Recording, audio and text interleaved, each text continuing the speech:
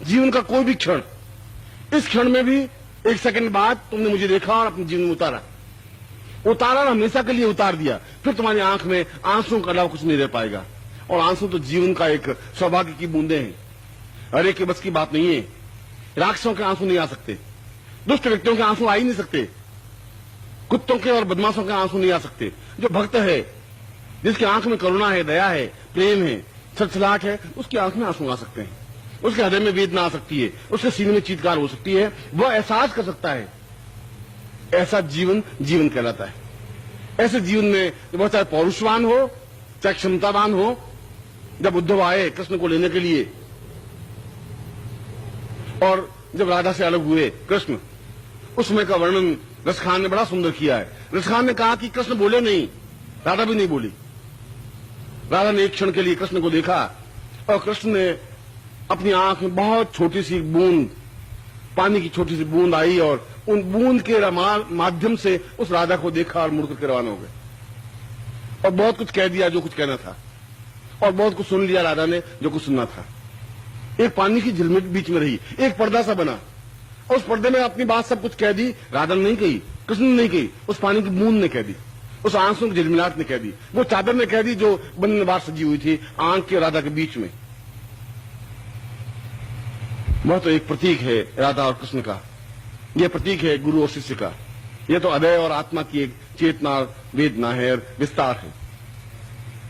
उसी भावना को कल में जो ये मैं आप गुरु साक्षात्कार प्रयोग संपन्न करवा रहा हूं, गुरु को अपने अंदर उतारने की क्रिया को बता रहा हूं, उसके पीछे यह कि तुम्हारा जीवन तुम्हारे हाथ में दे सकूं। यह जीवन तो मेरा है, तुम्हारा जीवन तुम्हारा नहीं है, यदि तुम अपने जीवन को मुझे दे सको। क्योंकि अभी तक तुम्हारा जीवन तुम्हारे हाथ में रहा ही नहीं। या तुम्हारे पिता की धरोहर रही, या तुम्हारी मां की पूंजी रही, या तुम्हारी पत्नी का धरोहर रही। तुम्हारे पास कोई जीवन नहीं है। अगर तुम सब कुछ देखो, तुम्हारे पास तुम्हारा कुछ है ही नहीं। शरीर दिया हुआ तुम्हारे माँ बाप का दिया हुआ है, पैसा समाज का दिया हुआ है, तुम्हारी पूंजी कुछ नहीं है। तुम्हारी जब पूंजी कुछ नहीं है, तुम उस पूंजी को ले जा ही नहीं सकते। जो तुम्हारी चीज नहीं, तुम्हें कैसे ले जा सकते हो? अपने साथ नहीं ले जा सकते। न शरीर ले जा सकते हो, न धन ले जा सकते हो, न दौड़ ले जा सकते हो। जो तुम्हारी चीज होगी वही ले जा सकोगे, और यह ज्ञान तुम्हारी धरोहर होगी। उसके माध्यम से तुम उस ज्ञान को ले जा सकते हो। उसके बाद जन्म लोगे तो तुम्हें याद होगा कि मैं कहां जन्म लिया था, मेरे गुरु कहां है, कहां मैं मिला था गुरु से, मुझे क्या आवाज देनी है, कहां आवाज देनी है, कहां मिलना है। और जब तुम्हें होश आएगा, ज्ञान आएगी 5 साल बाद, 6 साल बाद, तो सीधा वहां जाकर मिल सकोगे, वापिस कड़ी जोड़ सकोगे। जहां जितना पड़ा है, जितनी सीढ़ियां चढ़ चुकी है, उससे आगे सीढ़ियां चढ़ोगे।